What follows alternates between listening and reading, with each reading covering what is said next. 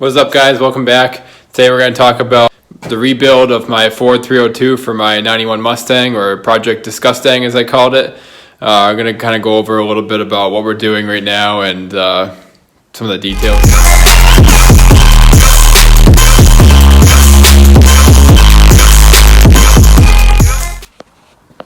Alright guys, so here are the details for the Project 91 Disgusting from the first series. I'll throw the link down in the description below if you haven't seen that yet, but I was going to do an LS swap on this car and decided to go with the 302 platform for now, since the LS just wasn't in the budget as far as conversion and stuff goes. And I really wanted to do a Ford motor too, because I've never done one. I've always had Chevy stuff. So here it is. Anyways, I picked up a 2000 Ford Explorer block from the junkyard. Not just a block, I got a whole complete engine actually. I bought it for $330. That $330 included everything from top to bottom, pan to intake. Came with throttle body, all the accessories.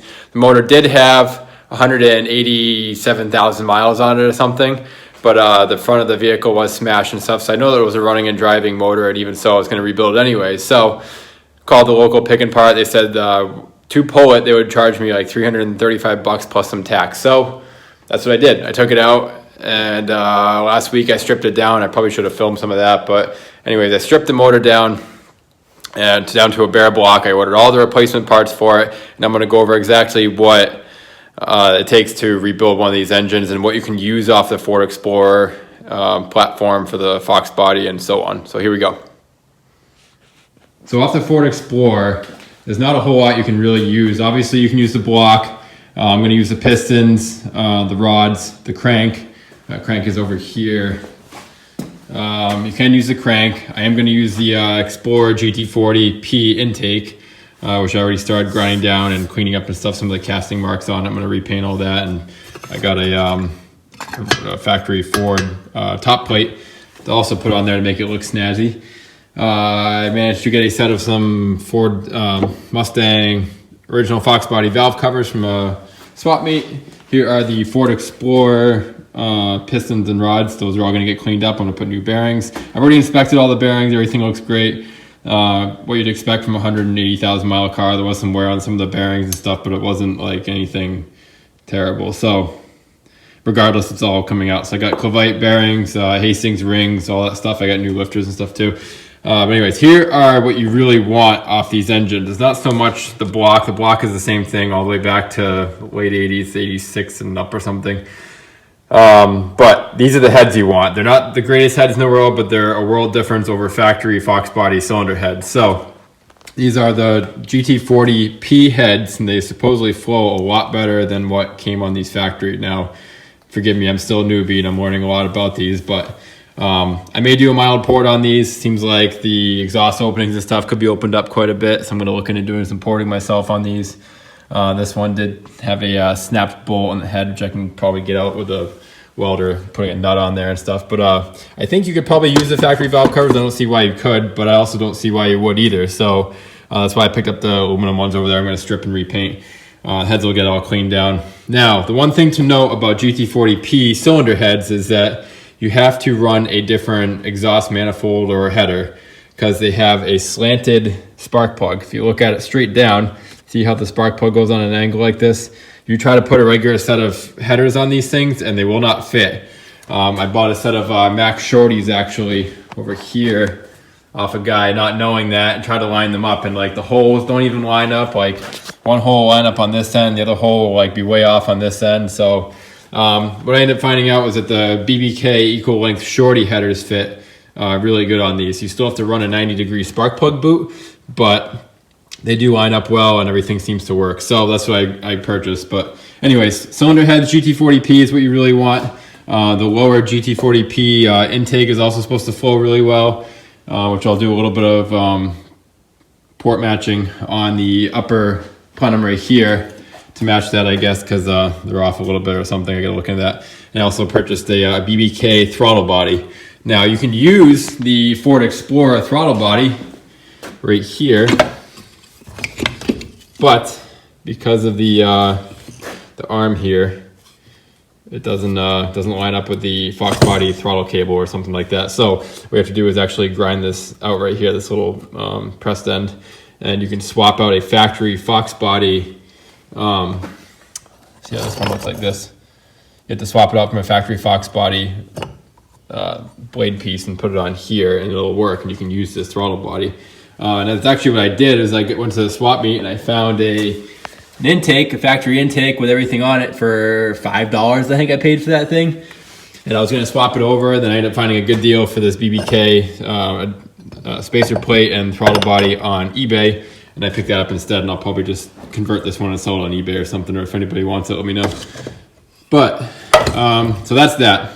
Let's move on to the cranking stuff. I'm going to clean it up really good. I should probably micro polish this, especially because I'm going to be putting new bearings on, but haven't gotten into that yet. But let's talk about the parts. This is what it's going to take for me to rebuild this engine. So start to finish, I'm just going to go through the boxes real quick and tell you what's in them and what it's going to take to actually rebuild this thing. Because this is basically everything here that I need to rebuild this engine right here. Now you can see I've already cleaned it up. I needle scaled the whole thing. I ground it all down. I power washed it. Degreased everything, and I stripped it. Cylinders all look really good on it. You can see, probably can't pick it up on the camera, but cross hatching is all there, really good still. So what I'm going to do is just bottle hone every cylinder, make sure it all looks good, and then I'm just going to put new rings on, use the existing pistons, and slap it in there and run it. But let's go over what we need. These are the equal length shorty BBK headers that I mentioned that will work with the GT40P heads. I will put a link in the description down below for these if anybody's interested. I also have a full gasket kit. This is a Ford Performance gasket kit. Literally comes with everything top to bottom. There's like $100 for this. The only thing I made change is the cork gaskets. I really don't like these. Cop cams, timing chain set, double roller set. I got the lifters, since I'm gonna be putting a new cam in anyways. You don't want to use the old lifters. So brand new lifters from Ford Performance. Brand new springs. No, this is the harmonic balancer. I got a brand new harmonic balancer because you cannot use the Ford Explorer harmonic balancer on these. Cannot use the Ford Explorer. So we got a new one of those. This is just a factory replacement with the timing pointer for the timing cover. We got the Trick Flow valve spring kit for the cam. We're gonna go over the cam in a minute. I got a brand new Motorcraft, actually it's a Reman actually, Motorcraft starter for it. Because I cannot use the Ford Explorer starter as well from what I was told, so I ended up putting a new one on anyways. I got a replacement timing cover because you cannot also use the Explorer timing cover, so we're gonna get a new one of those, put that on there. I ordered a Gates water pump for it because you can't use the water pump from the Explorer. Distributor, the 2004 Explorer uses the electronic type like ignition because it only uses individual coils versus the Fox bodies use a distributor setup. So I had to purchase a distributor, and you just pull out the ignition coil that runs down in right here. It's like a single coil, and you drop your distributor in there instead. So that's that. I have a Melling pickup tube and Melling oil pump down there, you can see. What else we got? I got another intake gasket kit. So the gasket kit I bought down here on the floor is for a Fox body, 87 to 93 or 86 to 93 or something, Fox body. And because the intake is different, I had to run a Explorer intake gasket, manifold gasket, so that's what that is. New oil pan, because the Fox body has a double sump pan, which I think the Explorer also has a double sump pan, but it's a different style and it will not clear the factory K-member. So, brand new oil pan. I had to get fuel rails because the fuel rails are on the wrong side for the Explorer. Engine mounts are also different. You can also see my rings and bearings down there. And then that basically leads me to hardware and stuff, which a lot of that I have in boxes too. But you know, your head bolts, rod, I'm just going to reuse rod bolts and nuts and all that. Head bolts should be replaced. Intake bolts, the water pump bolts, the studs, they all snapped off when I took this one off, so I had to replace those as well. And then the cam. I went back and forth deciding on what I wanted to do.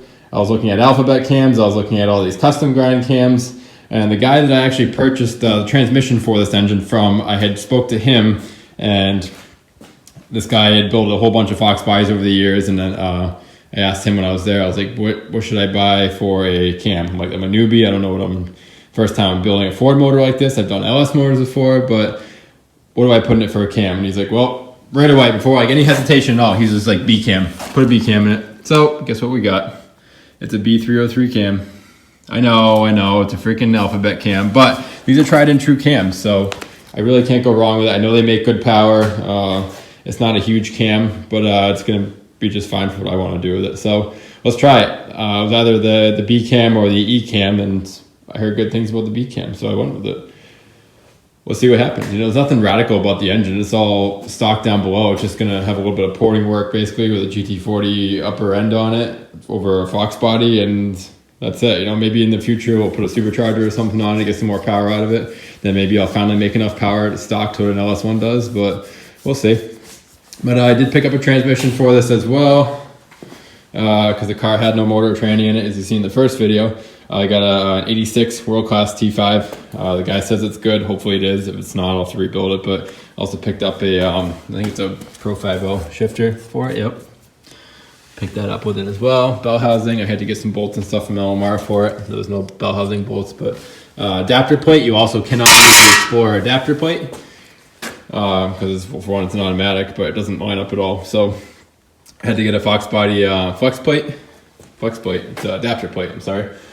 And that's basically it. Now, as far as your accessories go and stuff, I already had a power steering pump on the car, so I'm gonna be using the power steering pump that was on the Fox body already, because it's just sitting in the engine bay. That was the one thing that the car actually did come with for accessories.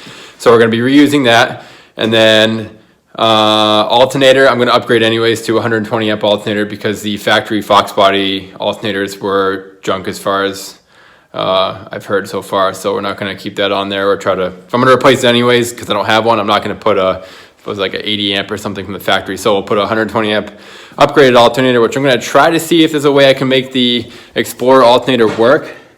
Like I said, so we're going to try the upgraded Explorer alternator and see if that works, and if it doesn't, then we'll find the next alternative. But anyways, that's everything that I'm going to be doing. I'm going to do the next video. I will actually be putting everything together, so stay tuned for all that. I'm going to try to go step by step as much as I can so you guys can watch, and then we'll be getting into the actual car soon. I have a whole bunch of goodies to be putting into the car, so stay tuned, guys, and I'll see you next time. Thanks for watching.